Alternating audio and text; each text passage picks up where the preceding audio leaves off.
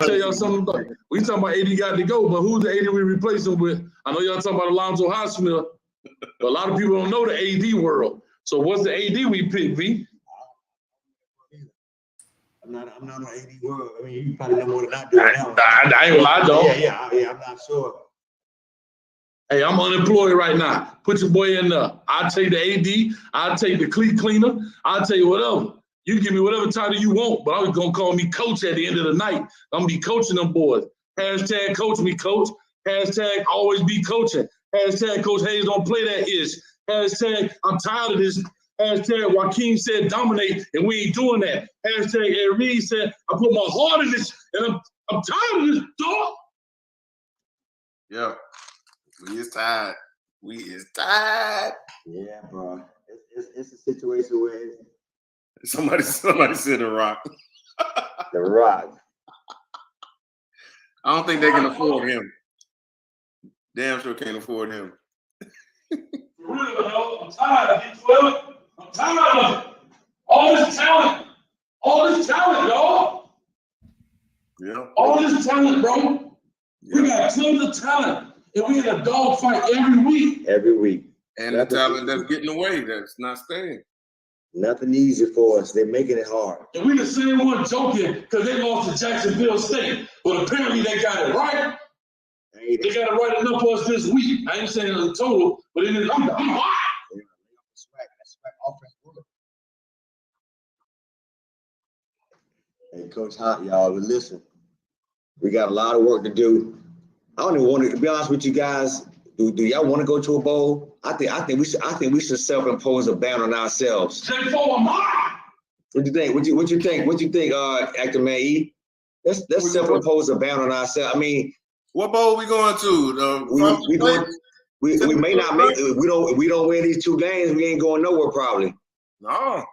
But I think we self-impose, man, and just, you know what? Better luck next year. Because I mean, it don't make any sense what's going on right now with the program. Yeah, and I mean, I get it. You know, on the business side, dog. We deserve a win, dog. I'm just saying, dog. People spend their hard-earned money. They're making millions of dollars, dog. You don't know how to call a timeout, bro. On 4th and 14 to get them set up. People do that. That ain't a new phenomenon. People do that to them every day. Let me see what you'll come out in. All right, timeout. Now, look, they come out in this. This is how we're going to defend it. People spend their money, cuz. Yeah. Come on, man. Yeah. Hey, and the Dolphins ain't safe either. People spend their money out here, dog. You're using all them man props. You have to get them real, dog. Man, it's sad, man. Damn. Oh, we even got hurricane pool balls, dog. Come on, bro. Come on, man. Welcome to Coach Hayes Football Live. He can talk about anything from high school to the pros. This guy knows the game, so you better not be half-stepping. I can guarantee you most of the audience is going to agree with me before they agree with you.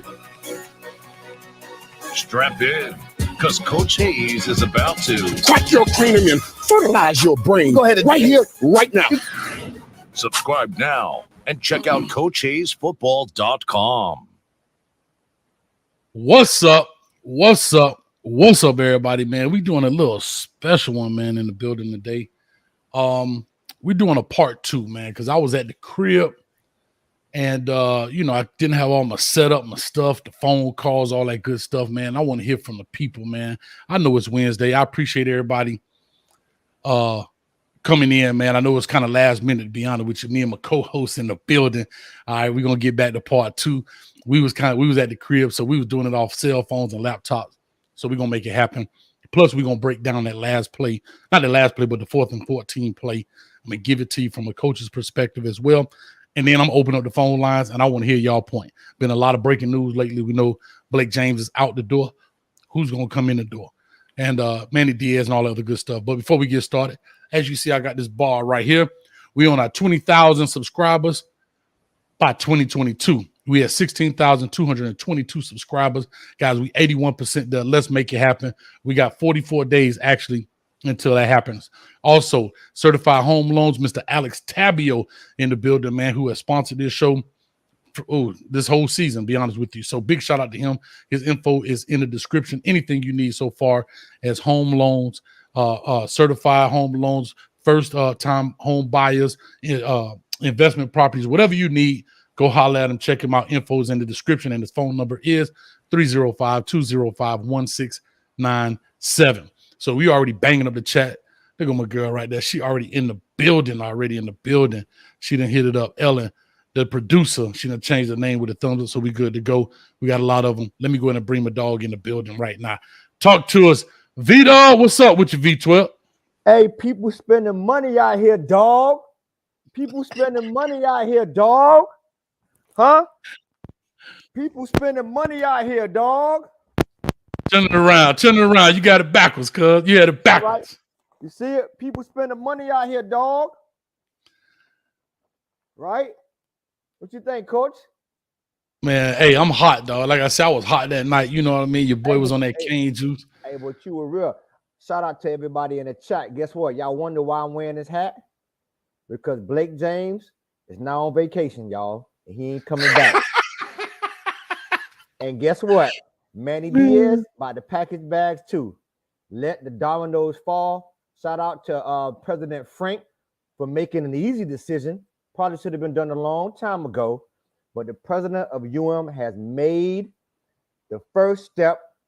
So, Manny, start packing your bag. Let's find a new turnover chain jeweler. Because, son, I don't think you're going to be here after these next two games. Nah, that's real, man. So you saw the little intro video we did, man. I was hot, dog. And I just wanted to play that. You know what I mean? I want to go through the music, man. But big shout out to Solo D, man. But I just wanted to make sure I put that on because I wanted people to understand I was hot, dog. Like that didn't make any sense. We're going to talk about it. We currently got 63 in the chat. Do me a favor, hit the like button, hit the subscribe button. It wasn't really scheduled earlier where I could really promote it. I just kind of did it an hour ago. So go ahead and share that thing out, tweet it out. If you're in group chats, hit it up. If you're in a Facebook group chats, put it out there. Also, we got a big dono right here from my man, Chug Mobile. Excuse me.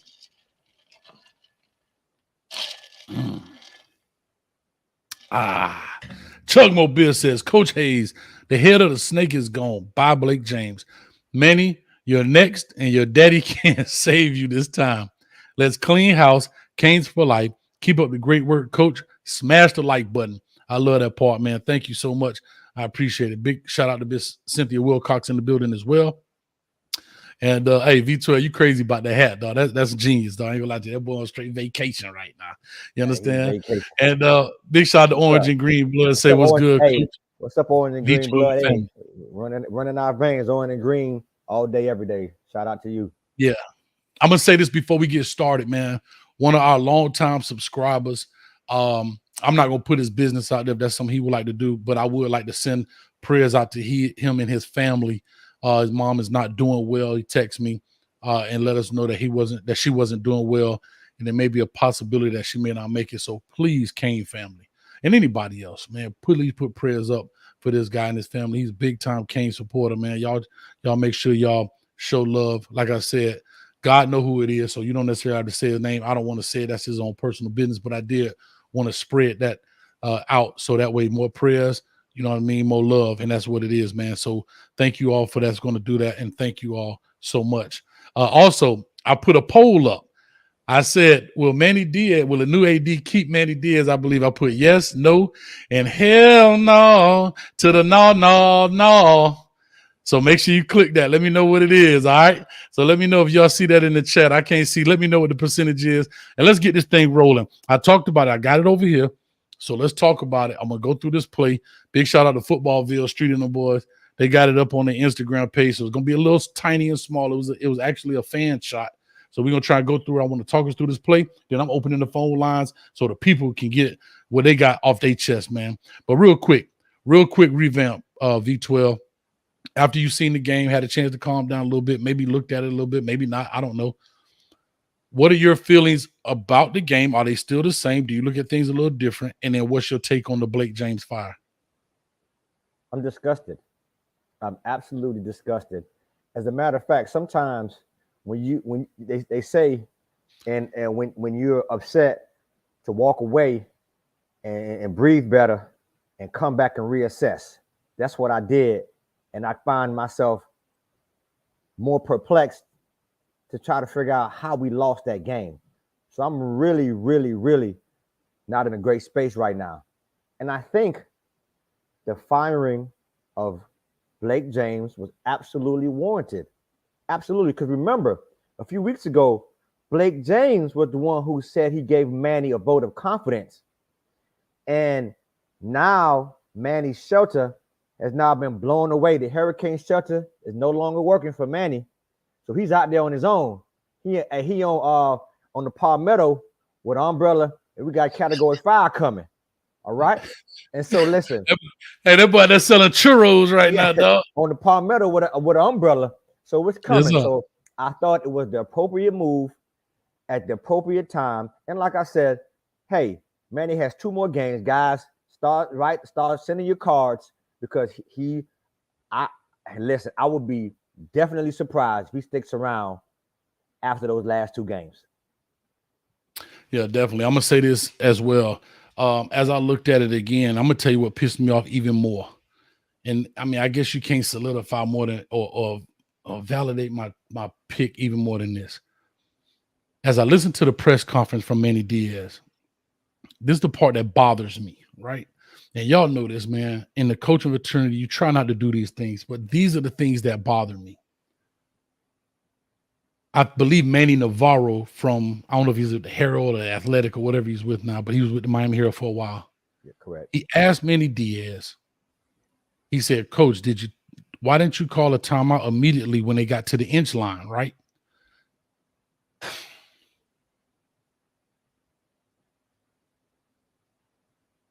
Manny Diaz says, I wanted to see what they came out in and then call a timeout. Bruh, you ain't think about that on 4th and 14 to win the game, call a timeout to see what they're in. You wait until they get to the inch line to call a timeout to see what they in on the inch line. What you think they gonna be in, dog? You gotta see, that's the mindset that I'm talking about. We're reactive, not proactive. This is what people are mad about. 4th and 14, you got 2 timeouts. Them getting the first is still not even maybe your detriment, but getting off the field is, right? But we give it up to the inch line when you could have calmed them down. I've talked about this before on the show. 4th and 14, call your TO. Get them in there. You see what they came out in. I explained this. I went on Footballville while I was down there. Y'all can go check that out. Great video. All right. I talked about it. If you look at Manny Diaz, I even pointed out he's about 7 yards from the referee. I would have been standing right next to him. Hey, ref, when they come out in this formation, I'm calling a timeout. Get ready. Let him know I'm calling a timeout. It's already on his mind. As soon as they come out, I see the formation, timeout. Boom, I call a timeout, and I bring my guys, and I say, all right, look, they gave us a 3 wide with a nub tight end. So let's start looking for this. I guarantee they ran that play somewhere before, maybe not in that game, but at some point, if you've done your due diligence as a coaching staff. Then I would go to them and say, that's my players. Here go the beauty of it. You had 2 of them. You got to get off the field on this play. And if my players still ain't comfortable and calm enough, I'm going to call my second timeout back to back. I'm going to take a full minute to make sure my players know what it is, because this is the do or die play. You overcame all the other stuff that happened during the game, the penalties, the calls, all the other stuff. Yeah, that's a part of it. But at that point, it does not matter, V12. It does not matter. This play matters.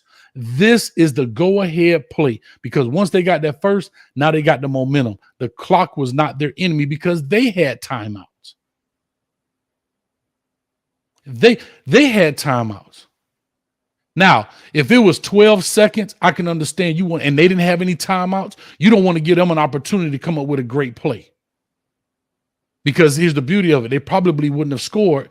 Even though being on the inch line, they wouldn't have got the ball in fast enough with 12 seconds after that play, get the ball set, we stop them, all that good stuff, right? Those, I get that. But in this situation, call your TO, get your kids under control, calm them down. You can look at the play. They talk, they doing, I know I talk about talking, but there looked like there was some confusion.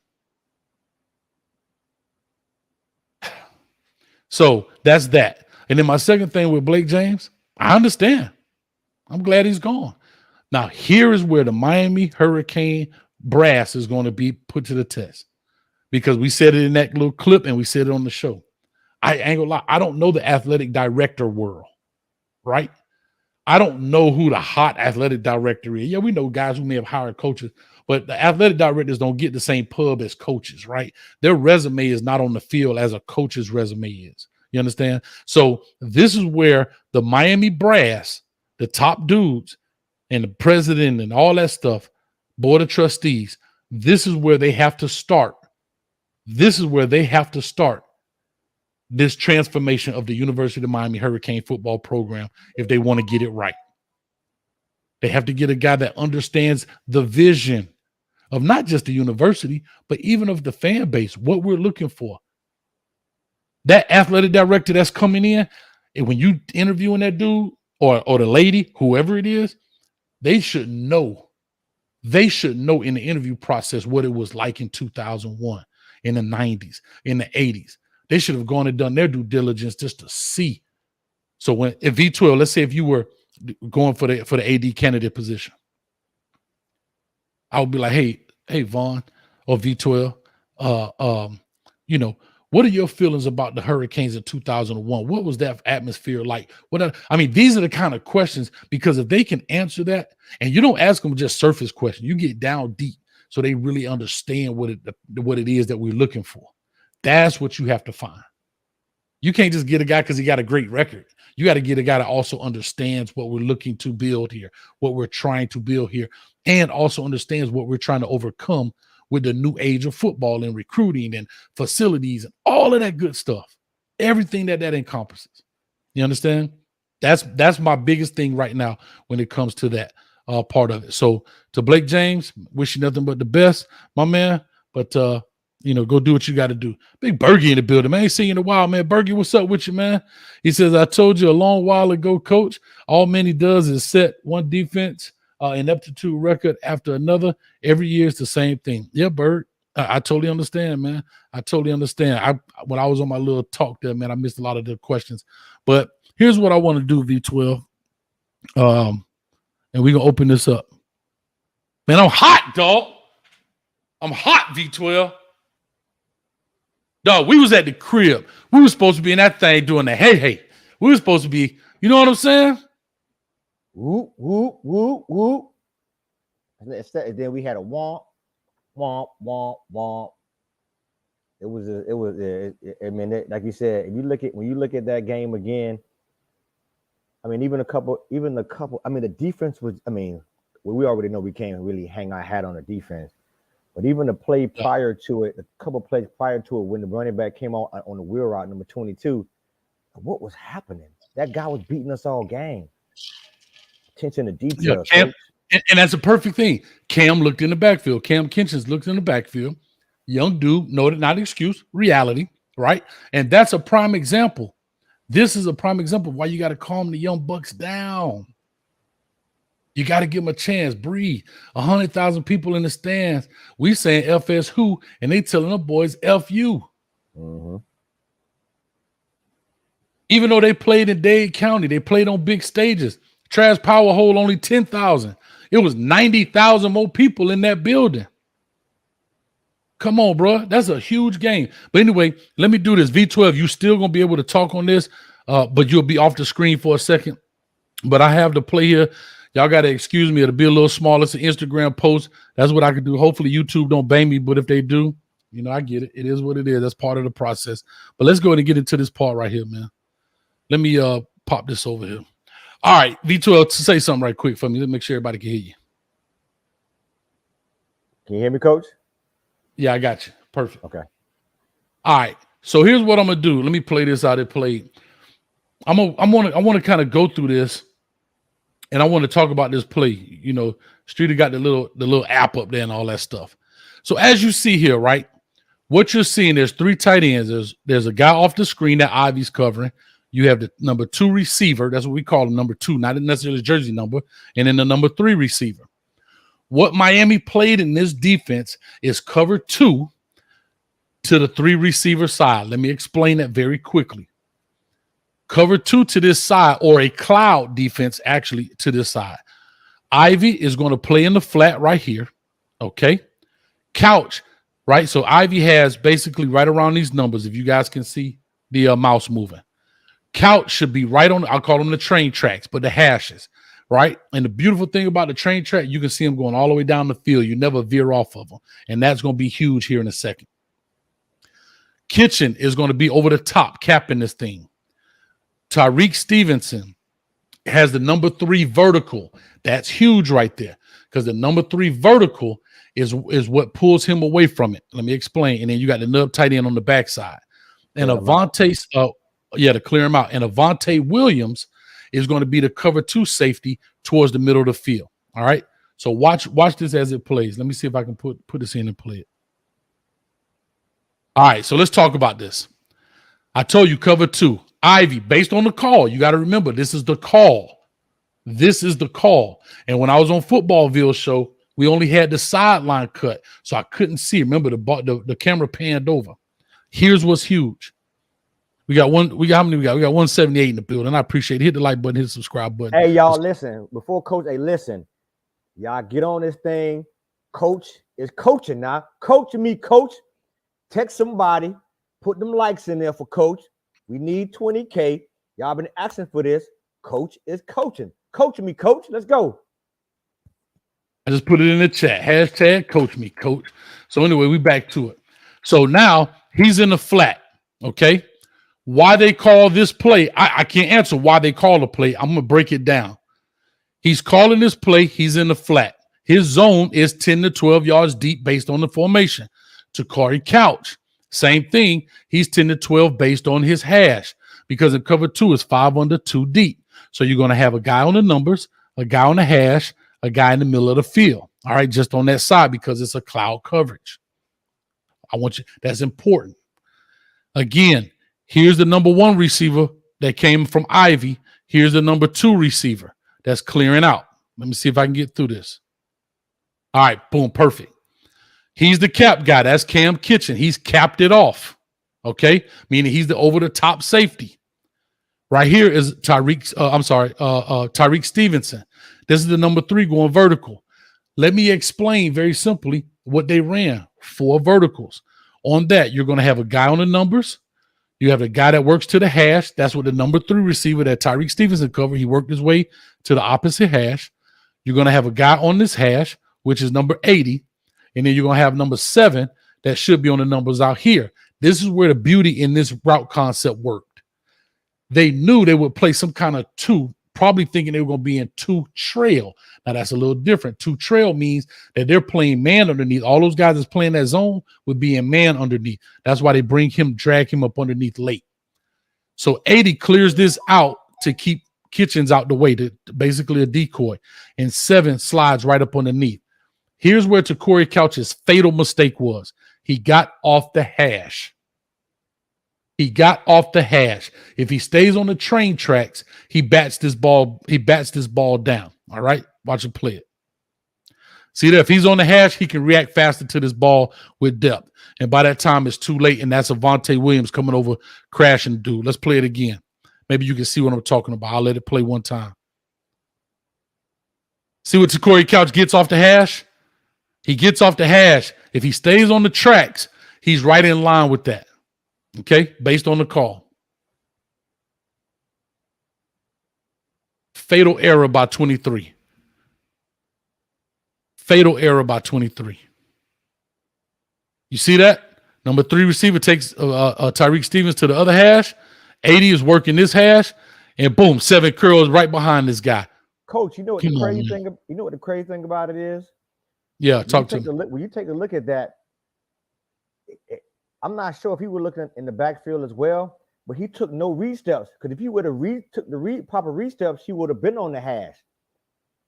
Right. Look at it. He's not even moving. He's not even backpedaling to get to the hash. Look at him. He never. Correct. Right. He wind out. He wind out with this guy. Exactly. He never bent it back in. You see what I mean? Yeah. And the thing is, he should have never widened out. And again, this is back to what I'm talking about with our players, understanding the integrity of the defense, knowing if you know. Now, He wouldn't have been wrong if they were in cover 3. But because they're in cover 2, you have a defender right here next to you. You have a defender right next to you that's covering that zone of the field. But because he widened out, and sometimes we call it a magnet. Sometimes defensive players magnetize themselves to offensive players. And that's what that's what they counted on. Once he got off this hash, he was done for. No way he could recover. They move they moved Tyreek Stevenson out. They got Cam capping it off. Cam is right where he's supposed to be. He's on top of the deepest man. And boom, they found the opening right up underneath in the middle of the defense, softly in the zone. Softly in the zone. Now, let me say this. I'm going to go to the flip part of this, of why how do I want to say this? Speculating why Manny Diaz called this play. The quarterback, Travis, has feet. He can run. Let's look at the box of this. You have Keontre Smith right here. Keontre Smith is spying the quarterback. That's the spy. That's the spy. That's the spy. But here's my personal opinion. It would be very hard for Keontre Smith to make this open field tackle. If he gets through this lane right here, it would be hard for Keontre Smith to make that open field tackle with the guy's foot talent as he has. If he has that kind of foot talent, that's too much pressure on this young man. Look how much green grass he has. You understand me? Second is our defensive end flies 9 yards up the field and you open up the escape route. I would rather hold him here, have him back here dancing around. But once you open this escape hatch, now he can escape out of the pocket. You understand? That's first thing. That's another fatal error right there in my eyes. Keep him back there dancing. As long as he's dancing, we can close the pocket in and get to him. All right. That's my next fatal error. The only way I'm talking about speculating is he wants to keep Corey Couch and for some reason Ivy's eyes on the quarterback. So if he does decide to take off, they can now convert and rally to the ball and help Keontre Smith make a tackle. Again, these are all speculations. Not trying to make excuses, just speculating on what it is. You understand? The problem is the fatal error right here was number 23. Got off the hash and broke deep and never glanced to see where his threats were. Okay. And that's the fatal error in my eyes right there. See how Corey Couch widened out? It was too late for him. He was done. Now, this is why you call the timeout. This is why you call the timeout to settle your guys down. That's what I'm talking about. I wanted to bring that up. Big shout out to Footballville in the building. He may jump on here with us in a second. But big shout out to Footballville for letting us use that, man. Knowing that dude, he might copyright us. You know what I'm saying? Because Footballville mama's so stingy, she want to copyright every video he make. I just had to put that out there. But anyway, I hope that makes sense, man. You know what? Patrick Porter says, thanks, Coach. Thank you, man, for watching. I appreciate it. We got 196 in the building. Let's go ahead and hit the like button, hit the subscribe button. I don't know where you are, Big Groove. I saw your name in here, man. Big shout out to Big Groove in the building. I'm going to open up the phone lines real quick before we do that. Love this right here, JB. Exactly. Bad eyes. Bad eyes. All right. And I said that in the video before I jumped onto Corey Couch. I wanted to see the play in it, the full play as much as I could, because I hate jumping on play. We see this all the time. You see the corner look like he got beat deep, but the safety's supposed to be over the top, right? And everybody blames the corner. So I wanted to make sure I saw the film in its entirety, the full view, so I could have a full understanding, because I'm not here to bash the young men. You understand what I'm saying? But I'm here to make sure that we break it down properly. And also, I'm going to say this to the fan base. We can bang to Corey Couch, but in the same breath, we also say our team doesn't develop players. So we can't have it both ways. Are we not developing players, or are we not developing, or are the players are just getting bad? And here's my question. Here's my last question to that V12. I'll let you roll with it. If players are not if players have bad football IQ, meaning they learn, that means they have not been taught.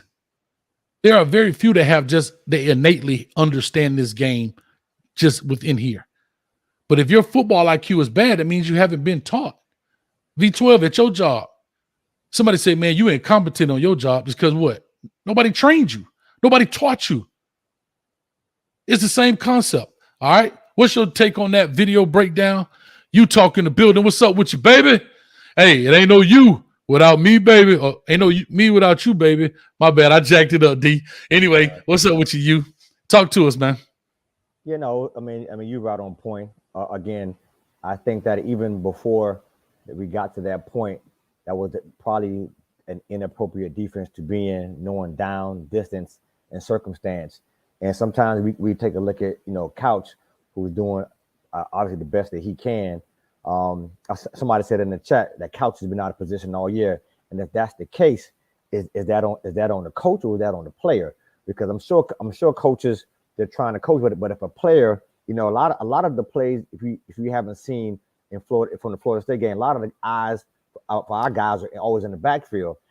It's like they don't trust the defensive line, and it's hard to play DB looking in the backfield because that person is going to be behind you in the heartbeat. That's difficult. It's almost like trying to catch a pass to the receiver and look to the side. Once you look to the side, everything's thrown off. Your concentration is broken. So I mean, I think you hit the play right on. If you would have stayed on the hash marks, he would have been in a better position. But I'm still with a lot of the fans and a lot of the people in the chat that on that particular point in time, Travis is not a good thrower. You put the pressure on him and let the chips fall where they may. Call a timeout, put the pressure on. You can still spy him, but you don't run 3 down linemen. That's absolutely insane. Yeah, I agree. I agree with that 100%. And here's what I have to say. You notice they brought Tyreek Stevenson over from the corner position on the nub tight end finally, and they put him on the number 3 receiver. That's usually the most deadly guy in trips, the number 3 receiver up the middle of the field. They put Tyreek Stevenson on that guy, and they notice if you go 3 vertical, you have him man because that's the weakness in cover 2, 4 verticals. So how do you eliminate that? You would take one and you make him man on the 3 vertical. Somebody asked me, was that the right call? This is what I'm going to say. In essence, yes. And I'm going to explain why. I know people are saying, well, we should have played man. Here's the deadly piece of it. That young man, what's more deadly, his feet or his hand? His feet were more deadly for the first to continue to drive. We've seen it over and over. Okay? Here's the problem. They played it wrong. I don't disagree with the call. I disagree with how it was executed. And I'm going to tell you why. You still can play that type of defense, right? But the guys were too shallow. You understand? Like if I'm in that situation, I'm playing everything forward. I'm not playing it backwards. I'm putting your feet I'm putting the D-line, the Takori Couch, Ivy, all of these guys, I'm putting their feet at the 12-yard line. Not 12-yard line, but the 12-yard depth. They needed 14. I'm putting it at 12, meaning everything is in front of you. And therefore, you react, like you said, V12, it's hard to react backwards, but it's easy to react forward. I don't care if they catch the ball. We all can rally and get to the football. You understand what I'm saying? The thing was they were too shallow. So now that you're backing up, people get lost. But here's the difference. I got time on my side. If I play from distance, I can see a wider piece of the field. For everybody at home, do me a favor. This is exactly how I teach players. Put your hands like this. How much can you see? How much can you see to your left and right from your peripheral? Right? Not a lot. Yeah. Right? Now move your hands 45 degrees. How much can you see? A little bit more. Right? Now take your hands away. You can almost see at 180 degrees. And that's the same thing. You do that when you back away, more things come into view. It's the same concept. That's how you have to teach the players. That's what the timeout was for, V12. That's what the timeout, you could have said, hey, baby, and I'm telling you, put your feet right here on the whatever yard line we said it was, the 10, whatever it was. Play everything down, everything in front of you. Nothing gets behind you, but you have time and distance. That way the pass rush can get there. He get antsy, he get nervous. We don't know what's going on, blah, blah, blah. And then his athleticism take over. That's the problem right there, guys. That's the problem. I'm opening up the phone line. I know we had quite a few guys coming in. We got 201 in the building. I love it, man. That's a lot of people, man, for not even advertising this, so I appreciate it. Thank you very much. So the flip side, let me go to the flip side about why I would not have necessarily played man. I would not have played man because of the guy's foot talent. Now everybody's back is turned. So if he decides to take off, it's one-on-one with Keontre Smith with a bunch of green grass, and he probably wins that. He probably wins that battle. Okay. And that would have been dangerous. We got to get off the field. So the call, in essence, I don't think there was a bad call. The execution and the instruction in the call was terrible. Hopefully does that make sense, guys? Makes sense. V12 it makes sense. I like it. Well, you know me. I mean, if you got to rebut it. Rebut it. I love it. I'm just saying. Yeah, I'm with most of the fans. I'm not gonna rush 3. I'm gonna put at least 4. Put some extra pressure on them. You can still have the spot there. I mean, there's different ways to play it. You know what I mean? But yeah, I mean, I definitely see your point. But we put pressure on them, try to contain them. But I agree with your assessment of calling the timeout. Let's see what they come out in, make the appropriate adjustment there, and then let the play roll. Exactly right. You know what I mean? And again, you could have had Jess Simpson. Don't fly up the field, guys. Don't give him the escape route. Right? Keep him down. Keep him. Now he's back there dancing because he don't know where the pressure's coming from. He antsy, right? He's not a pure quarterback, right? He's not a Peyton Manning gonna sit there and just trust his old lineman. He gonna hit the gas. That's why they've changed. But anyway, that's my take on it, guys. We opening up the phone lines in the building right now. I want to hear from the people. So we back open right now. Let me get this thing down. All right. So hopefully that breakdown works for you guys. Phone lines open. Some people was calling in already, man. That's huge. So I want to hear from you guys what your takes on what I said. Well, I can't even get it out. So we got an 850 area code in the building. 850 area code. Talk to us. Give us your name, where you're calling from. Well, it's bottom 1155, baby. Man, where you been, dog? Hey, man, hold on. I gotta take a shot of cane juice for you. Yes, sir. I take a shot with you. Appreciate you, baby. What's up with you? Now, you know what? I didn't find myself at the end of this game all that upset, but I think the drive before that, when we had the ball, we should have went down and scored. Now, as far as the 4th and 14 goes, what do you think about, like we were saying, I heard everybody saying, adding a little bit more pressure. Just that one man, that 4th down lineman, let's bring it. And then we play quarter and play everything in front of us. I don't oppose. Well, I don't oppose that, right? I agree with the 4. I was talking about from the back end, the coverage standpoint, right? I'm not opposed to the 4th down lineman, and then he backs out. Like, say, for example, Keontre Smith on the line to occupy a guy and then back out. You understand what I'm saying? Right. Yeah. Because my thing is you want to force him really to throw the ball and not escape. So yeah, I'm not opposed to the 4th down lineman. It's just I'm not also opposed to the call. I'm opposed to the execution of the call and how the call was relayed to the players. Right, and your breakdown was on point. Had he stayed on the tracks, we're not talking like this. Yeah, because that's their landmarks, right? On defense, everybody got handled. Everybody has landmarks. He got off the train tracks, right? He got off the train track because that's, believe it or not, in offenses, everything breaks as well on landmarks. You break those routes 10 to 12, and you're going to throw that. He told him, throw that ball when he gets to the hash. Because if you see, he actually had to slow down just a little bit to catch it. Mm-hmm. Like quarterbacks are taught the same thing. Throw the ball, throw the post. You know why it's called a post? Anybody know why it's called a post and a flag route? You know why it's called a post bottom? Break it down for me. Because you throw the ball at the goal post. That's what it's supposed to. That's what the ball's supposed to break. I got you. It's supposed to intersect with the post. So the quarterback knows. That's the reason. Watch this. So the quarterback knows when he's throwing that ball, the goal post is here. He's throwing it to meet it there. Mm-hmm. Right now, we know some changes, but guess what the beauty is as the receiver? When he turns around, he sees the same goal post on the other end of the field. They lined up perfectly. Right. So when he's running his route, he's running to that goal post too. They're in perfect line. The same thing when you run up, when they used to call it a flag route back in the day. You know why they called it a flag? That flag, that's moving. No, it was the flag. Remember? Go ahead. Now I was gonna say just basically how the route is ran. No, because before they had pylons, there were flags. So basically, you tell them run to the flag, a flag route. Oh, okay, I got you. So the corner route, they used to just call it a flag route because those before them little orange pylons sat up there, it used to be flags in the corner of the end zone. Run a flag route. See these are things like they're all landmarks on football fields so the quarterback knows where to put the ball, the receiver knows where to be. Mm-hmm. These are all landmarks. These are the things in football that these are the teaching things you have to teach these players, man.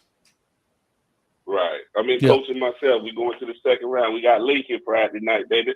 Let's go, man. Where you coaching at? At Mosley High School in Lynn Haven, over here in Panama City. I love it, man. Well, keep doing that hard work out there, man. Keep getting them young guys going, man. Appreciate you. Hey, on the same note, though, I got the same feeling I got when we lost the Clemson and they fired Al Golden. Mm-hmm. We got a little bit better, so we got rid of Blake James this time. We're gonna get better. I love it, baby. I love it. Appreciate you, Bottom, man. Hey, good luck in the playoffs, bro. Hey, right on, brother. All day, man. All right, man. Big shout out.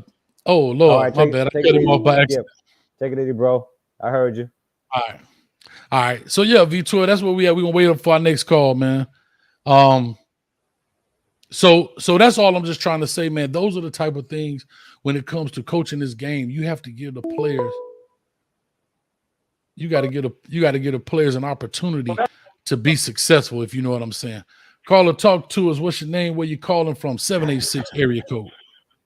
What's happening, bro? Magic City King in the heart of the city. I love it, Magic City. Look at the black Cuban over there. Hey, what happened, man? But listen, coach, check this out, man. I would have went for the game. We had it on fourth. It was 2:29 left in the game. 2 yards. Agreed. We ain't even try to get them offside. We ain't try to do nothing, man. That was the game for me right there. I'm at their field. I had to try to go for it or something, or either pull them offside, and then for them to punt the ball and nobody get behind the ball carrier and let the ball go in the end zone where we can't get them down on the 1 yard line. That's coaching, man. Yeah. That's coaching, bro. That hurts, man. And I like that show y'all did, man, the other day at Footballville. That was a lot of fun to watch, bro. Yeah, it was cool, man. So I appreciate y'all, man. Keep doing what y'all doing, man. Hurry up and get to 20,000, man, because you could do it. Yeah, we could do it, man. We're gonna get back on them WREs too, man. I just been working on the website stuff on the backside, but appreciate you, man. Yeah. All right. So V12, let's talk about that real quick. He's talking about the series before. He's talking about the fourth down, and people are mad at them for punting the ball, right? I'm more upset that they ran a route shallow with a first down with Mallory to get the first. Because here's the deal. You got to punt the ball, bro. I understand you may want to try to pull them off, but you got to punt. You got to They just, they threw a 60-yard play to get down there instantly? Exactly. Yeah, listen, it was setting up to be victory formation. Victory on three, ready, break. Because, go ahead, grab that. No, go ahead. You got it. Go ahead. Yeah, victory on three. I agree with you. The third down play was the play that was, I think, a pivotal point in the game because we would have converted that third down, then the game is essentially over. But Will was short. Now, I don't know, and I'm just speculating, but Florida State was all over that play because normally Will gets that play and he turns it into 4 or 5 or 6 yards. So Florida State was all over that play. I'm not so mad with the play call. You slip him out, try to hit him for 4 yards, and we get moving. But he just never got beyond the sticks. And you have to punt the ball. We punted the ball. We got him down there. And we flipped the field. Great position. And then the defense, as always, for the most part, they couldn't hold him. So on that series, I think Manny played it right. From a defensive perspective on the last series, he did not play right at all. Yeah, I'm gonna go back to this where you say you didn't mind the call. I'm gonna tell you why I mind the call. It's a 4-yard route. Get beyond the sticks. You can't afford to get tackled. Let's at least catch the ball, right? And then we get it to a guy that's not necessarily mobile. These are the things we got to think about right now. I know it worked in the past, and I get all that, but at this time, it is imperative that you get to or beyond the stick to keep the chains moving, to keep the clock running, right? We had enough time. O-line was blocking pretty decent, except against number 11, gee whiz, and we haven't done anything to try and stop that dude. But anyhow, we still could have done anything to get beyond the sticks. Here's my deal. Can I be honest? I hate to say it. We got enough cojones, my friend, to throw a field side hitch to Rambo in the back of the end zone, from our end zone. But we ain't got enough cojones to do that for 4 yards? Huh? Now, my thing is we had to punt it, though. We were up by 5. The clock was their enemy at the time. They just hit a big play on us. Now, we can question that play call that we tried to do something and then the one-on-one, put the young boy on the island. But remember what I always said. I've always said this, and people got mad at me. Offensive coordinators are smart. They're going to find the guy who has the least experience to cover, and they're going to exploit it. Who would you rather have cover, a corner or a safety? I'd rather have my corners covered. What do? They mix and match this stuff. They motion guys, and they find the one-on-one match. That's why I talked about our safeties being able to cover. All right. And that's why I said about not to talk about James Williams, but that was one of my biggest concerns in his regard was could he cover in these situations? Because they're going to find a way to manipulate the offense to put these guys in situations to cover. And unfortunately, they took advantage of the young man. And that's just part of football. He's going to learn from it, but we paid for it. All right. Go ahead, V12. Do I got a call on the line? I guess not. Anyway, go ahead, V12. You got anything? No, I mean, like I said, we can go back and forth. That play, I've seen that play ran a few times for 4 or 5 yards, and Will Mallory gets that each and every time. Like I say, film study works a lot, and they probably knew it was coming. And because it was immediate, boom, boom, it was a bang, bang play, and he was done. So, I mean, yeah, that's the way how I go. Go ahead and answer the call, Coach. Good. Yeah, there you go. Real quick before we do the call, I got to give Bottom his love, man. Bottom, I appreciate you. Hold on, caller. Bottom 11 with the $20, man. I appreciate it. Says, thank you, guys, and I appreciate you all. I appreciate you, man. And like I said, man, go out there and get that win in the second round of play. Let me give you your love, and we'll take this caller as soon as we get back.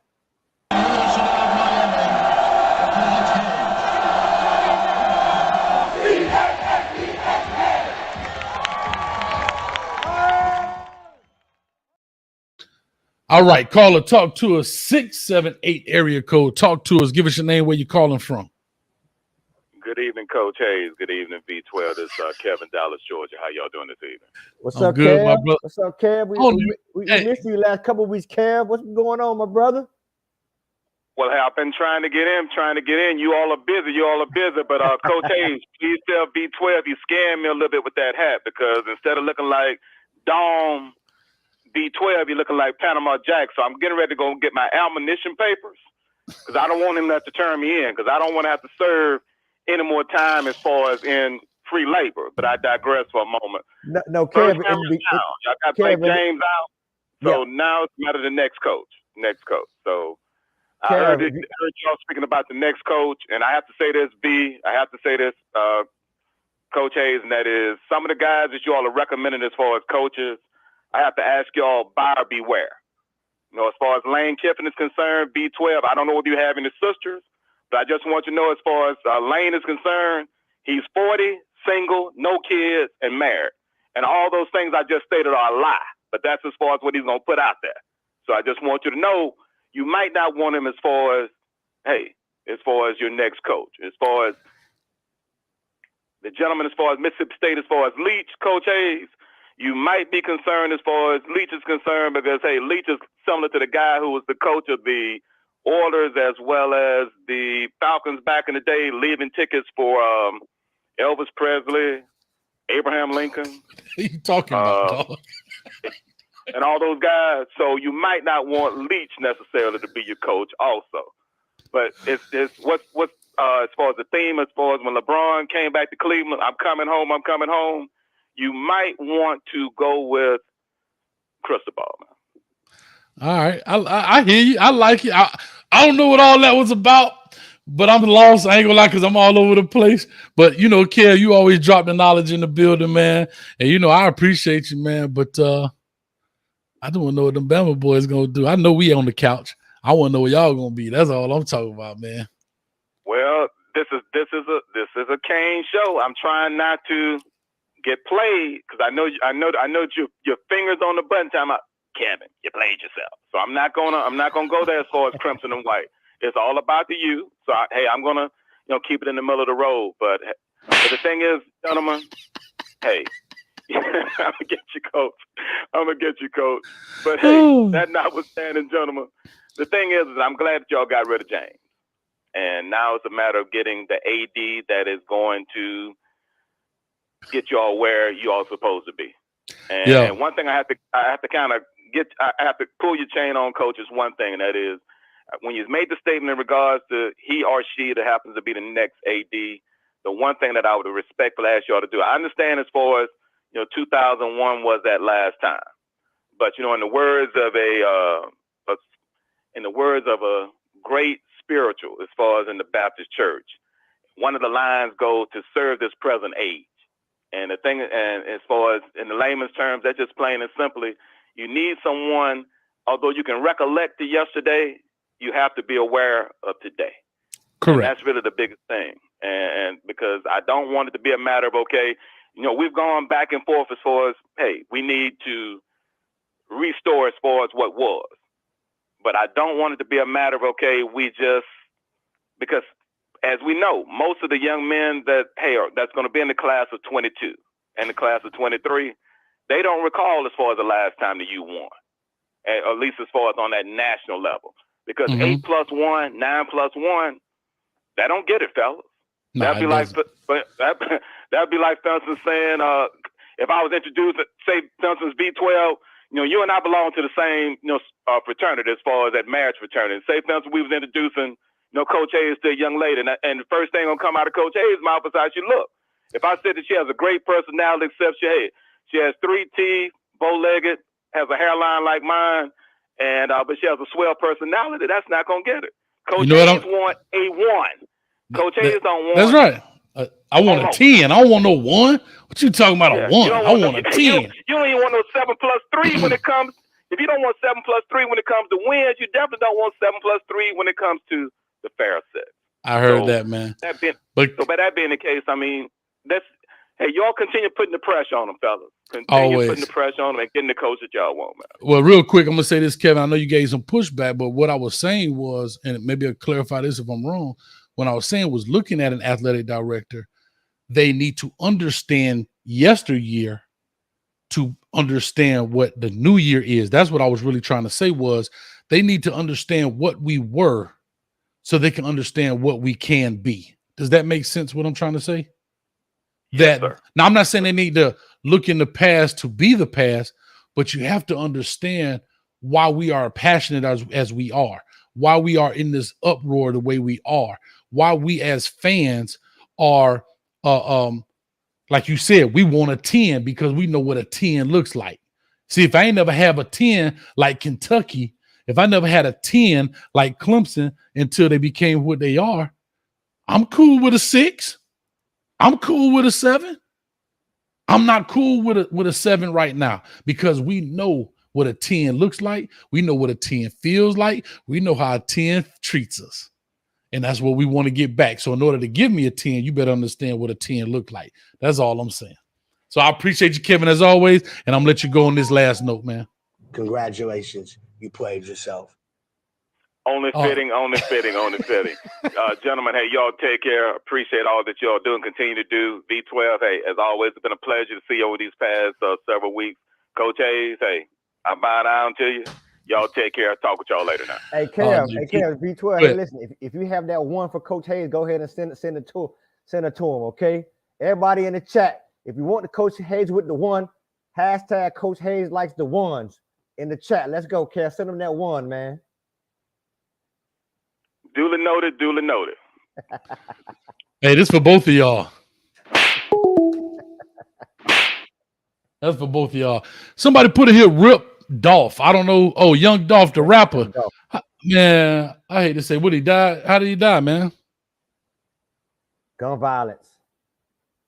Come on, man. Y'all got to put these guns down, boy. Hey, boy, them little 3 ounces of lead don't play, man. I don't know what. I don't understand. Not to change subject. I'm just waiting for the next caller. I don't understand why we're the only genre of music that feel like we actually got to shoot somebody because that's what we talk about in the music or we rap about. You don't see Stephen King, who write all these crazy novels, out here gutting people, putting them in a thing. You don't see Steven Spielberg out here with all this foolishness, with all these wild movies and all this stuff he got going. We're the only genre of music that feel like we got to do this stupidness because we rap about it, dog. Like, man, come on, man. Y'all the miss crazy me with thing that. is, Coach, and this, I know you about to digress, but the crazy thing is, from what's being reported, the man was just getting some cookies at the local cookie shop, man. Like, so it wasn't like he, you know what I mean? It's just a sad situation, bro. And you know what I mean? That's you know, it's heartfelt for to his family and his fans, man. It's just a sad situation, man. Young fella. Let me see. Got shot at a bakery. Yeah, getting some cookies, cookies, bro. Like what I'm saying, dog. Like I never understood. Like,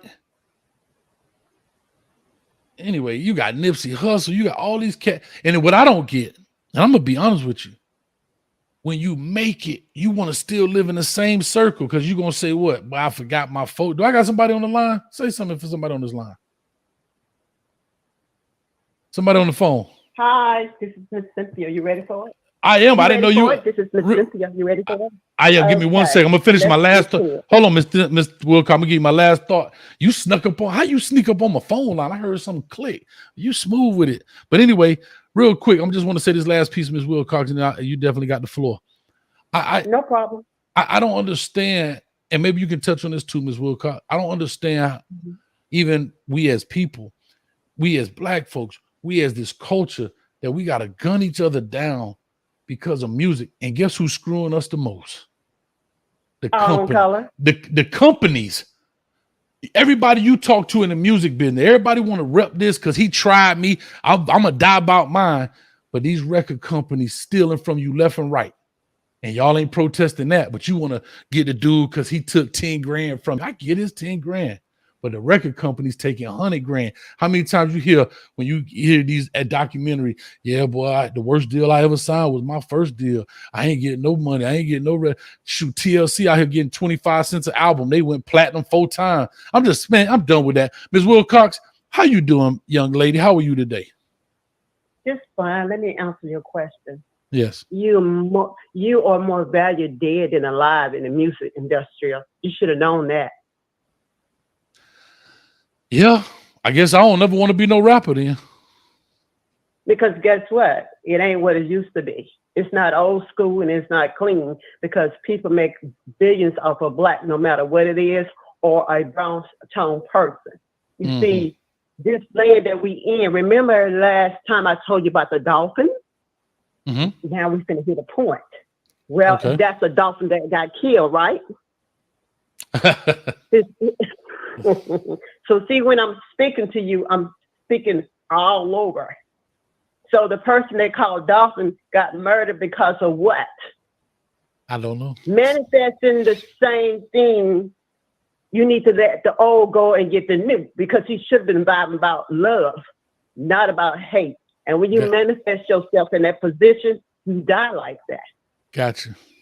You're 100% right. So let's go back to what we need to get to so we can manifest what we need. Because number one, I told you 63 points minus 5 touchdown minus gave you 28. I could not tell y'all was going to lose. I have to let things play out. Manny took his own neck out and wanted to just win by a few. Thaddeus should have been playing, and 5 other players should have been playing too. You see, you cannot sit there on the good and playing somebody red shirt and think you get away with it. At the end, it bites you in the ass. Okay? Yes, ma'am. Yes, ma'am. So when it comes back to it, this is a definite loss, but it's going to be a history made because you was already going to be in the playoff, right? Remember I told you four mean you lost 4 and y'all was going to be a contender to go to the playoff, right? Well, it depends on your coach because he likes to play that game like I can do it with a little and get by. Well, you're not Alabama because Alabama did the same thing. They get by, but you couldn't do what Alabama do because you're better than that, okay? Gotcha. So the face mask, you had the first down. Look back at that when his face mask was jigged by Brandon. Brandon pulled the face mask backwards on his head and choked him back, and they went and measured off right there. Not at the spot that he was originally at on the ground. Mm-hmm. Okay, you had first down. And the guy they was talking about from Florida State pulled his face mask and pulled him back, and they measured the point backwards, still giving the actual point where he was. So that's how you lost the game. And not only that, TBD, he all had a face mask. Yeah. So the referee bluffed off Miami to cool them down, to pull ahead. I told y'all, you got to watch referee and everybody else. This was a money game. Yeah, okay, it was. So Ms. Wilcox, at the end of the day, it's a good thing because one gone and the other got to go too. So you got coaches secretly coming through Miami, but they're not telling y'all. I've been told you that. I love it, Ms. Wilcox. You know, you always on it. We got to run the phone lines busting through. I don't know how you snuck on here and the thing didn't ring, boy, but I know you got some powers. That's the that I have, but good night. Bye-bye. Good night. Good night. Thank you so much, Ms. Wilcox. Shout out, Ms. Wilcox. Hey, there was a lot of, I mean, and that's a pivotal point in the game. There were a lot of face masks that were missed. That would, we saw a coach, we were like, what's up with the face mask? So yeah, I mean, that's an excellent point that was raised. If we would have been able to move the chains, it would have been the first down in the history. So yeah, you gotta look at the refs too, but at the end of the day, when you used to coach, when you play ball, coach, they would always tell us right at the high, you never the next play. That too, but also this major one, never leave the game in the pocket or the arms of the referee. That's never. True. Don't do it. And here's the deal. Can I be honest? We didn't. Even with, that's what I'm saying. Even with as bad as everything was with the penalty. Hold on, Groove. I got you, baby. Even with the penalty, as bad as all that other stuff was, we overcame it. We overcame the adversity of being down. We fought through it. We in a hostile environment. TVD calmed down, all that good stuff. And we get to this pivotal moment. And we let it. And that 4th and 14, still, I understand all the other stuff. But that pivotal moment, nobody called a penalty. Nobody called anything. We let it. They are who we thought they were. Yeah. And we let them off the hook. In the words, rest in peace, old Denny Green. We got a special one on the line right now. What's up? We got my man Big Groove from Storm Warner, man. Y'all go check out these guys' podcast. Groove, talk to me. What's up, baby? What's up? What up, man? What's up with you? Doing, bro? What's up with you? Hey, if y'all didn't know, that's the Ibis call, man. Do it. Hit it one more time, Groove.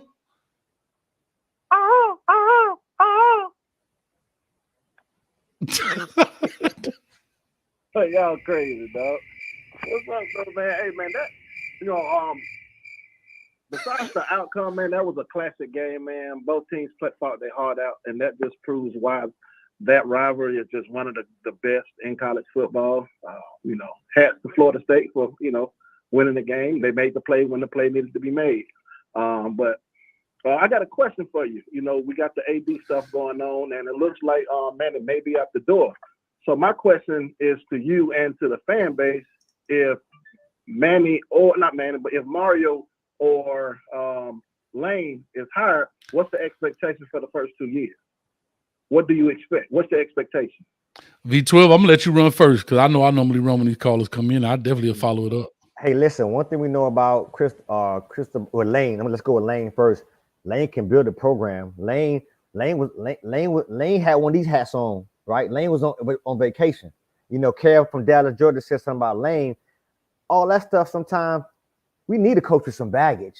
See, you got to understand, yesteryear, we need a coach with some baggage, right? Because our players back in the day, we had a little bit of baggage with us, and we played. We had some swag. So that don't scare me, right? But Lane, he was on the beach somewhere. He came to FAU, and within 2 years, built that program. First year when 11 won 11 games. 11 games. So my thing is, my expectation with a Lane Kiffin type, 1 or 2 years.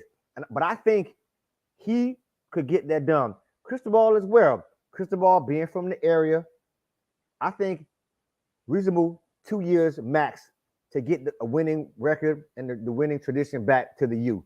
It shouldn't take long with those caliber coaches because we're going to pay for those caliber coaches. Groove, you want to respond to him before I answer? Yeah. So go ahead and answer, Hayes, and then I can go, man. My bad. Go ahead. No, I was gonna let you respond to what he said. You good? Yeah. See, my expectations is I would expect conference championship first. You know what I'm saying? That's what I would expect, because if not, we're pretty much in the same situation. We need to win at least 9 or 10 games first or second year, because that's what we're basing everything right now for.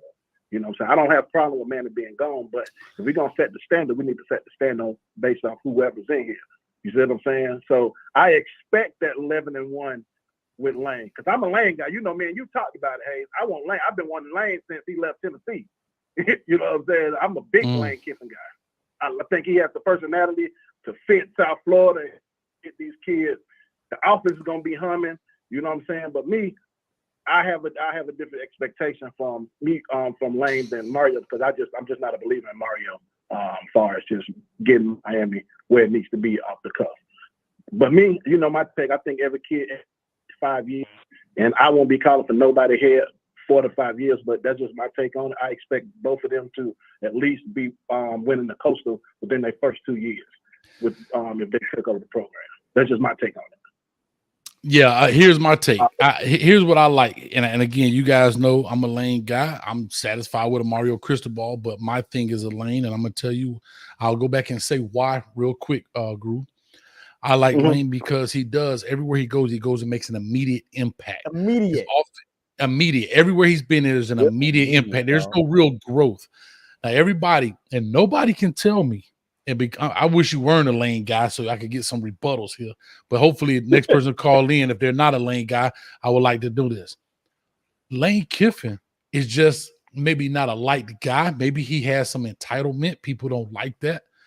But again, the only sanctions he suffered when he was at Tennessee was setting up the smoke machine to simulate a guy running through the smoke on his visit. He mentioned a young man's name, because you're not supposed to mention recruit's name or by name unless they're already enrolled in your program, on a radio show. And he had the little Orange Crush Groove girls, whatever they call. They did a visit or something like that. But we're talking about, these are slap on the wrist type deals that, believe it or not, if it wasn't Lane Kiffin, it would have never been publicized. They get them every day. Alabama has to self-report stuff every day, believe it or not.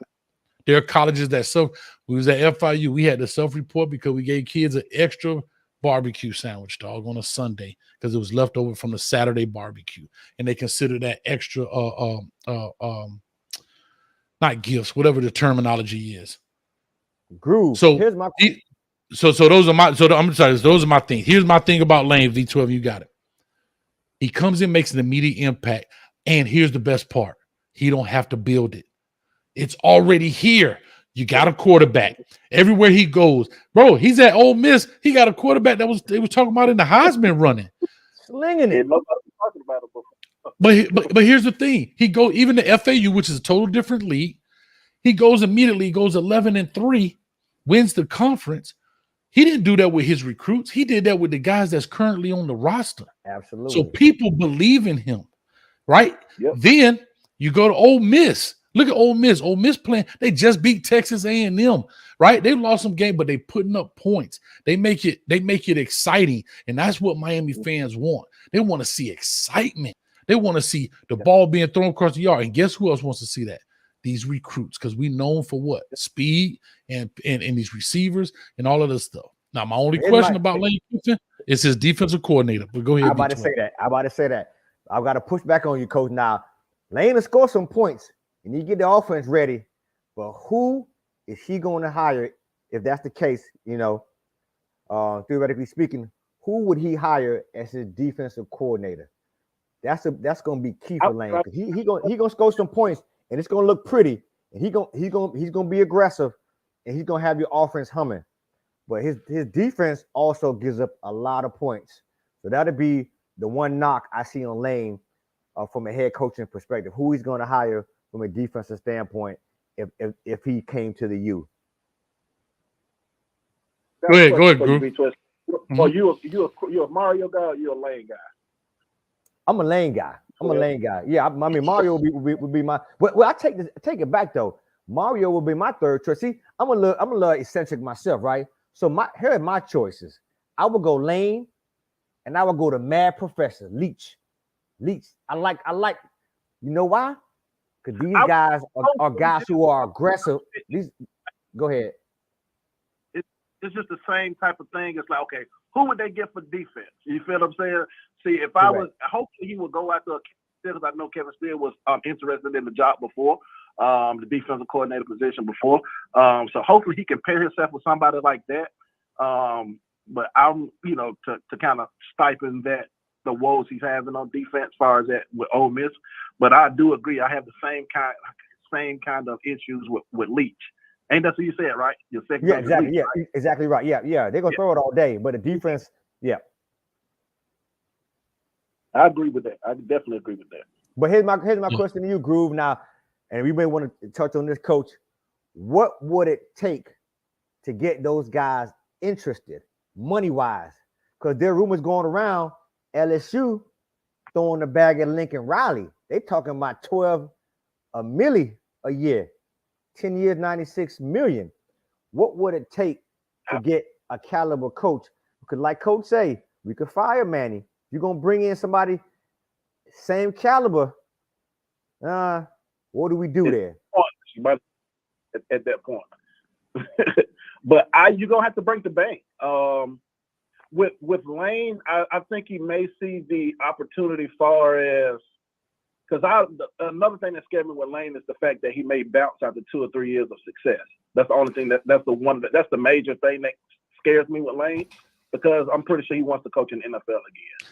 So my thing is, do we risk paying him? Because we're gonna have to break the bank to get him, because Florida gonna try to go after him. If Lincoln Riley goes to LSU, Oklahoma gonna throw a bag at him. You feel what I'm saying? So we're gonna have to be willing to pony up the cash to match anything those universities offer him. But the thing that Miami has going for him, even against Florida, only one that can kind of compete is Florida, but because we're in the state of Florida, so he still would be able to get those top recruits if he went to Florida, University of Florida, or Miami. You feel what I'm saying? I think it'll come back to the location. He did say he had a home in, I think, Boca Raton or something like that. Boca Raton, nobody care about no house. But go ahead, because I want to answer this. Go ahead, V12. I want to finish this out. Yeah, I'm done. Yeah, I think the youth sells itself, right? If we give him the proper deal, money wise, he's coming, right? South Florida tradition, we got everything. The band is there. We just need the band leader or the drum major, right? He's been in South Florida before. He obviously liked it. I mean, he's in Mississippi now. Does he want to go to Gainesville? And I think they keep the coach in Gainesville. I think he stays. Does he want to go to Oklahoma? Probably not. All right, he leaves in 2 to 3 years. That's okay with me, as long as he builds the tradition back. You can always bring somebody in and pretty much Tesla the doggone autopilot the Once we get back on a level playing field, I think we'll be smooth for a long time to come, barring any type of sanctions and probation. Right. Right here's my thing. Yep, go ahead. My bad, Coach. My bad. Hey, So here, you know, you're good. Here's my take on it. I'm gonna tell you why Lane may not be a hard pull. First of all, the recruiting aspect of players, and I always talk about we're recruiting, but what I'm saying for him, recruiting is much easier in the city of Miami. You're already in the hotbed, right? Just hear me out. You're already coming to a team that has a bunch of talent, right? Here's my you got talent. We got talent. We got running back. We got everything. We might have to work on some O-line, but here's the beauty of his offense. O-line don't play a big part. Let me rephrase that for people. Coach Haynes, O-line. What I'm saying is O-line plays a part, but the way that it's designed, I think he makes it very simple for them. That's second piece. Let me go back. Here's my next piece. If I had a choice to go to Florida or Miami, I'm going to tell you why I would pick Miami first. Not even worry about the money. The road to the top is easier. That is true. The ACC is not as tough as Florida. And I know most people say, well, I want to show my work. Man, look here. You're trying to get to the top, cuz. Let's be real. Let me ask you a question. If you could play you know, Florida Memorial, all these other schools, blah, blah, blah, Eastern Illinois for 10 games and still got a chance to go to the championship, would you? Yes. Of course I would. So here's my thing. He could come in and dominate the ACC relatively quickly, if not the first year, definitely by the second year, because we have the talent. And the best part, our talent is here for the next 3 years. They so young. That's it. If I go to Florida, I'm in the same fight I was in with Ole Miss. You may get better talent, but you got to run through Georgia. You got to run through Alabama. You have to run through them before you get where? To the playoffs. At least Lane Kiffin will meet them in the playoffs. That's the difference. So now you're on the mountaintop. Will he knock you off? You know, when you get knocked off, will he knock somebody off? Versus you got to go through this maze of all these top teams. You understand what I'm saying? And he's showing he can do it with, I think, lesser talent. I think Miami has more talent than Ole Miss right now. Overall. I definitely agree. Overall. So imagine if you bring that. Come on, bro. Look at the teams we've played and lost to. And we have better talent. It was relatively close losses. And I don't think Lashley is the play caller that Lane is. Correct. You feel what I'm saying? So you feel me? So I think those games would be totally different outcomes. You know what I'm saying? Under Lane. You feel me? So no, definitely. I definitely agree with you. I hope you don't go to. I've been here in LSU and I've been here in Florida. If I'm Lane Kiffin, the reason I come to Miami, not because I'm a Miami guy, right? I'm coming there because the road to victory and to the top is an easier tread than going. I mean, if you go from Ole Miss to Florida, you make, I don't want to say a lateral move. I think Florida is a little better than Ole Miss, but it's a lateral move within a conference where if you go to ACC route, bro, you got to play Virginia. You got to play Duke. You got to play North Carolina. Like North Carolina, like you get what I'm saying? Like you got an opportunity to blow this thing out the water. Go ahead. And I said, the only thing you got to worry about is Clemson in the championship. And they going down right now. Yeah. Exactly. But again, you're in the championship. You ain't win. That's just my take on it, man. But Groove, as always, let people know right quick where they can catch you at, man. And your show and all times and all that good stuff, man. Yes, sir. Yes, sir, man. On Twitter, I am Storm Groove on Twitter. You can catch me and my boy A Black on Thursdays or Fridays at 9:30 p.m. at the Storm Warning.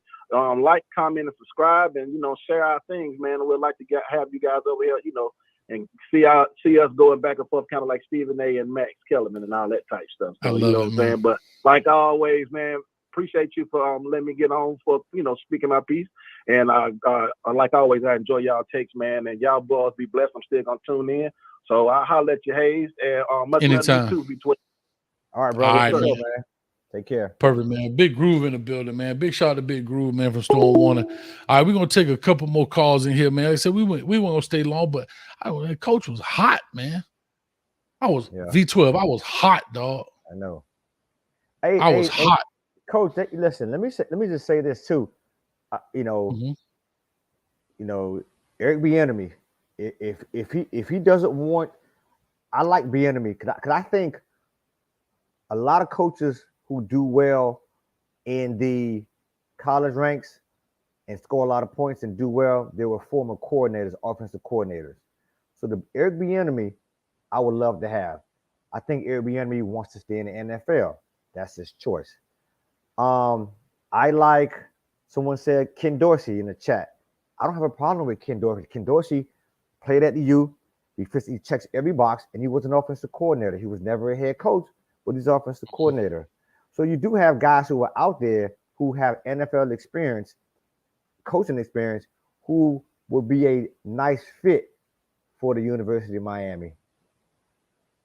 Deion Sanders, I mean, Deion, that'll be a long shot, but I think Prime will come in here and get some recruits and be able to shake some things up. But he won't be my first choice at this particular point in time. I'd rather have an Eric Bieniemy over Deion Sanders. Yeah, I'm gonna say this too, man. I'm gonna say this real quick in regards to even a Ken Dorsey, right? Now we back. Let's be honest, guys. I know he's been coaching. He's been coaching in the NFL and all that stuff. Head coach is totally different. I hate to say this. He was a great player, all this stuff. I take the same path against Ed Reed, right? This is the same reason Deion Sanders didn't get hired at Florida State. Yeah, but coach, you gotta be able to at some point. Not now. Somebody gotta get it. Somebody has to give you an opportunity to be a head coach. But that's when you have to go up the ranks. But you got to go up the ranks in the small. Miami is too premier of a job for a first-time guy. We've seen it. It doesn't work. He's been there. Ken Dorsey, you talking about it. Dorsey, we talk about a guy like Ken Dorsey. Ken Dorsey been at the U. He knows what it takes, coach. Now, if you're talking about somebody else, Ken Dorsey encapsulates everything you. Only thing, the blemish on his record would be he's not a first-time head coach. Well, okay. What about opportunity? He deserves one. Bieniemy as well. I mean, the man played at the highest level in the NFL. He coached an offense that racked up points. He's a Super Bowl winning offensive coordinator. These guys deserve a shot. It could be Miami. Yeah, but here's my deal, right? Here's my deal. This is my problem. I'm only have my problem with the Ken Dorsey. Eric Bieniemy has been the coordinator. Hear what I'm saying? And trust me, dog. I understand where you're coming from. And I like Ken Dorsey as a person. But we got to cut your teeth somewhere down the line. Lou Holtz said it best. I learned all my head coaching mistakes at the lower level. So when I got that job at Notre Dame, I didn't make those same mistakes. We are a vital position. We are very, like, what I'm trying to say is we have to get a guy that's been through the bumps, that's been through these things. And I'm not saying he won't pan out, and I could be 100% wrong. But when you do these things, you can't. Can I tell you something? I'm going to be very honest, and I know I'm going to sound crazy with this. My dog right here just said it. And I know he going to slap me for doing this, but he just said it. Where he at? And I'm going to actually go against what he said. Where you at, dog? Actor Man E. He in here somewhere. Actor Man E just said something. And I'm going to be very clear with this. I want to put it up here. Here we go. Can I tell you something? I would be in the same boat they talking about Alonzo Highsmith. Yes, I understand the game of football. I understand those things. But you got to understand how to be a head coach. It is bigger on that level. It's totally different. Now, you ask me to be a coordinator, boy, I ain't got no problem. I give you the business. But the head coach in college is a different animal. Bro. What I'm saying is, hit me out. I know you're finna whoop me, dog. But listen to me. We got to get a guy that's been on there doing that. Now, if Ken Dorsey comes in as quarterback coach and he goes through that, blah, blah, blah, and he's part of that system and he's shadowing that guy, knowing that culture, I ain't got no problem moving him right in. I don't. Coach. But it's different, bro. The natural progression in football, you know this, coach, to be coordinator, by and large, head coach. That's it. They call in plays. Andy Reid, he just confirming what Bieniemy is saying, right? Ken Dorsey with the Panthers and the Bills, their head coach is basically confirming what he's saying. My thing is, it's a different level, but that's the progression, right? Even with, we can equate it to basketball for Active Man E. Tyronn Lue had no head coach experience. He was a coordinator for many years. Yeah, Went on and became a D. Well, hold on a second. I'm just trying to make a parallel. Chauncey Billups, the same way. The natural progression of football is in the NFL and in college is coordinator, then head coach. Again, Ken Dorsey is not my favorite pick, but I'll be okay if they say today Ken Dorsey was signed as the UM's quarterback. Give him a shot. Give him a shot. That's all I'm saying. Give the guys a shot. That's all I'm saying. I agree with Bieniemy. Bieniemy's been in it long enough. That's what I'm saying. These are the things I'm talking about. Bieniemy has been in it long enough. I'm looking at Ken Dorsey right now. 2021 to present, he's the passing game coordinator, the quarterback coach. That's just a title. That's a title. He's the guy that go in and put the passing routes together. What I'm saying is there's an offensive coordinator, but these are the things for Bieniemy, he's been in it. He's done those things. I get it. But for a guy to come from just being that position coach to that, that's what scares me about Mario Cristobal. Even though he's been a head coach, we're back to the thing of, okay, now as the coordinator standpoint, what do you bring to the table? Cristobal is going to have to hit on two good coordinators. Two. That's why he reminds me of Ed Ogeron. He can get lucky, pull up one-arm jack and hit the jackpot, yes. But it's scary, bro. It's scary. This is why I like the Lane call. And I don't care if Lane is there 2 or 3 years. Get us back on top because they all going to dip. Oh, he get an NFL job. Let me tell y'all a quick secret. If Mario Cristobal come in here in 2 or 3 years and win a natty and the Dolphins come calling, you don't think he gone? Huh? Y'all don't think Mario Cristobal going to be going to the NFL?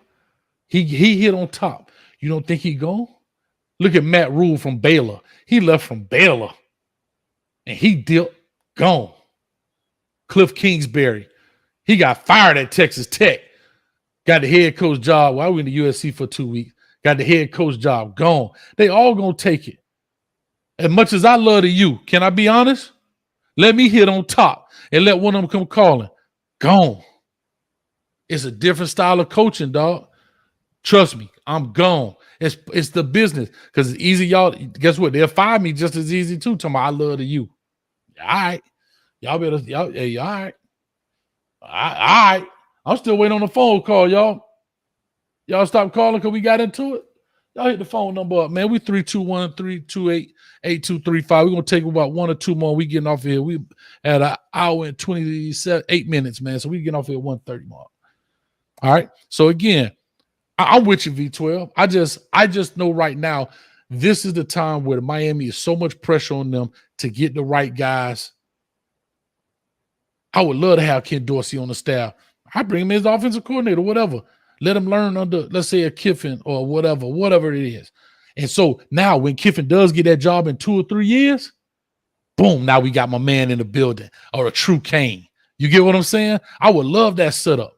I would love Ed Reed to come in as a position coach or whatever the case may be, right? So when the guy decides to leave, boom, we got a true Kane in the building. But they got to get some time on task. And that's the only reason they didn't give Deion Sanders the job. Carla, give me a quick second, man. We got a dono. I'm talking about hold on like he in the room. My bad, y'all. I'm tripping. Big Q, $5. Appreciate this. Coach, what do you think about Jimmy Lake, defensive coordinator? We'll get to that there in a second. I got a call on the line. Caller, talk to us. Give us your name, where you calling from. This Ira from Miami. What's up, Coach? What's up, Ira? Talk to me. So let me ask you a question. When Manny gets fired, right? We're gonna have this little striker position. This striker position is gonna be gone, and I'm happy that the striker position is leaving when he's fired, if he's fired. Okay. Yeah, I'm just happy that it's gonna be gone because the striker position is I don't understand it. Like, why do we play that position? Why does he do that? All the striker position is a name, dog. Guess what? They got one in Alabama. They call it a star. It's just a name, right? The one in Michigan, when my man was there, they called it the Viper. Mm-hmm. It's just a name. Like Sam Mike Will is just a hybrid player. Whoever comes in next, they're not gonna call it a striker. They're gonna call it something different, and then we're gonna be super. Somebody get a guru patch on their arm because they're gonna call it Mickey Mouse. I don't know, whatever they want to call it, bro. Mm-hmm. Somebody that's so you may not like the striker today, but you're gonna find a new one here by December or January. They're gonna have a new name for it. It's gonna be just called something different. It's just a hybrid player, a guy that splits time kind of between maybe a safety linebacker, safety corner. Basically, all it is a nickel player, dog. They used to call it a nickel, and everybody wanted to kind of make it. Like a special position, right? And they wanted to make it. What am I looking for? V12, talk to me, man. Personalized. They wanted to personalize it to their program, right? You know what I mean? And then so therefore, it's called a star over here. Some call it a jack in the 3-4. Some call it, the Mac back. Some call it. They all got different names, man, for that kind of stuff. Okay. See, look at that. What if we Somebody just called it right here. We call it the Joker up here in the Midwest.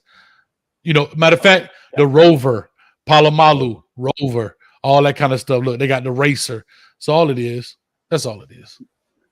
So cool. So let me ask, if we go get Mario, right? I feel like we need to go get Ken Dorsey as our offensive coordinator. If that's if we get Mario. I'm cool with that. Or not? I'm cool with that. Have not a problem with that. What about V12? Does he like that too? Yeah. Talk to him, V. But guess what? That'd be great. But Mario gonna bring his coordinator that's putting up 40-something points over there to Oregon. So coach knows this. Coaches they're gonna bring the guys who be rolling with them. And so Mario may completely bring the Oregon staff, if that's the case, down to Miami. So I mean, I like Ken Dorsey being the coordinator, but he gonna look at it like, why replace him with Ken Dorsey when this guy's doing a fantastic job out in Oregon? I mean, the reason why I say that is because what I'm saying, you have Mario, right? He's from down here, right? And then Ken Dorsey, he played at the UM, so them two together, they can come head down here and go get some recruits. That's how I see it. No, I don't see that being a problem, but I think he'll stick with the guy who he has right now instead of going out and getting somebody else who he potentially doesn't really know. Yeah, you're right. All right, man. That's all I wanted to ask. Thank y'all. Keep it up. No problem, man. Anytime. Real quick, we'll close this out. I'm gonna close these. Hold on, I'm gonna open the line for one more person. There's one person I've been seeing in the chat, Smiley. I think 007 Kane had been putting some stuff. Oh, going over this 205 area code. So Smiley had been putting some stuff in the building. Hold on, caller. Give me 1 second. Cut your background down just a little bit. She had been in the chat. I don't know if she's still in the building. She need to call in because I want to hear a woman's voice. We get Ms. Wilcox all the time. My bad, Ellen. I had to do it, man. I'm sorry. That was funny, though. But real quick, man, like I said, that's just what it is. But back to my point, V12, about his coordinator at Mario. If he brings him down, let's say, for example, they give him the head coach job at Oregon. Now, this is what I'm saying. Mario has to find a new coordinator. You know what I mean? And those are the kind of things that he's not bringing his system. He's not bringing a defensive system. He's not bringing an offensive system. He's got to go out now and find two new systems to come in and fight with him, man. Caller, talk to us. Give us your name, where you calling from. What's up, Coach? It's J1, man. I'm calling from Alabama. What's up, J1? What's going on, man? Hey, man, first of all, man, I love your show, bro. Hey, growing up, man, Alabama fan, Miami fan. So, it hurts me, too, to see the Canes like this. I'm a big Tide fan, too. But I want to, say something to a lot of people that's listening, man. Being a Crimson Tide fan, we went through this same thing, So people have to realize, you talk about Ken Dorsey. We had Mike Schuler. Hey, Crimson, man. But guess what? Dude got in there. We were garbage. So you have to get somebody, man, that comes in there. They may not be a diehard Cane or, bleed, Miami, but they care about the program. They're not using it as a stepping stone, like how we got with Nick Saban. Nick Saban went around. LSU hated Saban, bro. I hated Saban. But he came here, and I love my team, so I support Coach Saban. But I didn't like him at LSU. But bro, you got to get Why? somebody. Hold on. Why did you like him at LSU? Because he was beating y'all? No, yeah. I didn't like his demeanor. I don't like his demeanor for real, man. Here at Alabama, but we went. I'm gonna just keep 100. You know, sometimes I think Saban. Did we lose I him? couldn't hear you. No, I didn't say nothing. Go ahead. I was laughing. Go ahead. No, I was just saying, man, like even when LSU, like the stuff he do on the sideline, bro, as a fan, you know, he did the same thing at LSU, and I don't like it here at Bama for real, but he's my coach. So, you know, we winning, bro. I'm gonna roll with it. But I'm just saying, man, you bring in somebody, man, that's gonna be there, like the program, love the program, and get it back where it needs to be. Cause it hurts, man, to see Miami losing because we went through the same thing, man. We had a guy all at the strip club, you know, coaching at the strip club. Using the credit card. Using the Alabama credit card, dog. Yeah, you know, so man, you got to get somebody in there, man. And Kane saying, man, y'all just got to be patient. The right person will come along, but it got to be the right person, bro. It's got to be the right person. Yeah. And my thing is, y'all struck big, right? The moon and stars align perfectly. Nick Saban leaves, go to the Dolphins. He realizes I can't do it in the NFL. I'm going back to college, and he gets one of the. Think about it. Alabama was bad at the time. If Alabama had a good coach, they wouldn't have never hired him. He would have been at another school. Everything lined up perfectly for that. And guess what? He just said he was winning. The people bought in, and he's going to retire. He's too old to go anywhere else. You know what I'm saying? So he's going to retire there and be done. Y'all caught him at the perfect age where he's going to be too old to go somewhere else. He's winning. I realize I can't go to the NFL and do it. I've tried it, right? Not gonna do it, and boom, there it is. That I mean, you caught him at the right time, man. V12, you got anything to say to that before we get out of here? Yeah, I mean, it's patience. You know what I mean? I mean, I definitely agree with the caller. I mean, I think, you know, just for us, we're an impatient group of Miami Hurricanes. We understand how it used to be, and you know, I wasn't promoting a guy like Ken Dorsey again as the lead candidate when this thing goes down, but someone of the caliber of, you know, Lane Kiffin, one of those guys who has definitely has some experience in big time football. Yeah, and it go back to what Coach said in YouTube, because it's the same thing, bro. Even when you get somebody in there, I said like Lane Kiffin, he ain't got to win a name. Man, Lane Kiffin come to Miami, get you 11-1, and somebody's calling, he gone. You know, so you got to get somebody there, man, that's got a good offensive, defensive mind, whatever kind of coach you getting. But you got to have somebody there too, man, that's willing to stay there and say, hey, man, I'm not from Miami, but I love Miami, man. We're going to right this ship. Because there's some cats out there that's like that, man. Everybody ain't looking to jump. You know, well, you got to get the right person, bro. Yeah, I mean, if you're winning, if you look at a lot of the good coaches, once they start winning, and then the schools start to take care of them from a monetary standpoint, they're gonna stay for the long haul, especially if they love the environment. So, for example, you have Nick Saban, love the environment. Even Coach O was there for a long time, or 6-7 year tenure. You got Lincoln Riley up in Oklahoma. You got a lot of these coaches who they enjoy the longevity. Once their program gets turned around and they start winning, you have buy-in from the fans, buy-in from the administration, and it's a cakewalk. You're moving right along. Hey, man, I live in Alabama, bro. I'd rather live in Miami all day long. He don't love this environment. He love winning. If we were losing, man, in Miami, man, Florida, we get a lot of players from that area. Man, you guys got a bunch of talent that we come down there and get. It starts with one cat, and he gets in. He makes a few catches. We get receivers from that way, really. And those cats go back, they look up, and they go down there and say, hey, I want to be like Ridley. I want to be like, you know, whoever, man, whatever cat that come from that way, and they go there, they follow these players, man. When they should stay at home, man, it's nothing but speed and talent in Miami, man. Those schools, that's all that's down there. That's why we come there and get guys. You know, the talent is there. You know, the talent is there, man. But when you lose your talent to another state, that's what hurts, man. That's what hurts. You gotta get somebody that's gonna keep those cats at home, and Miami will be on top again, bro. Real quick. Mm-hmm. Man, I appreciate you, dog. Man, I love the Canes, man. And like I said, man, I said roll tide, man. But hey, man, I'm a Cane too, man.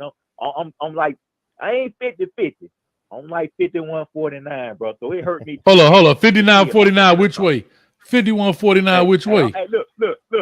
All 59%, all 59% Bama, man, cause this is where I'm at now. Like I said, I just like, man, as a kid, man, and I yeah, that was me. like that was me. Hold up, one more for you.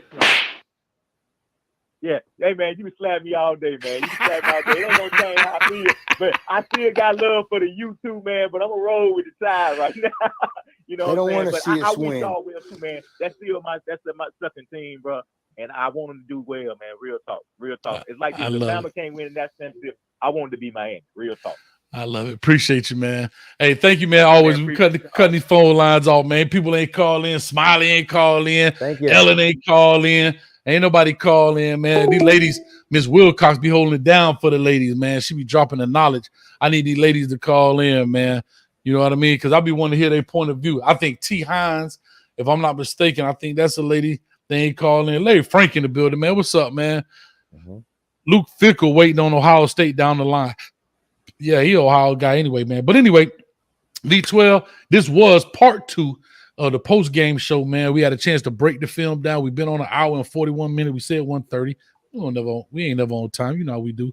But anyway, I hope you guys had a chance to go through that, man. We're going to try and get this show running this week. What is it, VTech? And they just fired their coach, Fuentes. Lord have mercy. So we don't take advantage of this debacle. Huh? Hey, Coach, Fuentes was the next big thing coming out of where he came out of somewhere.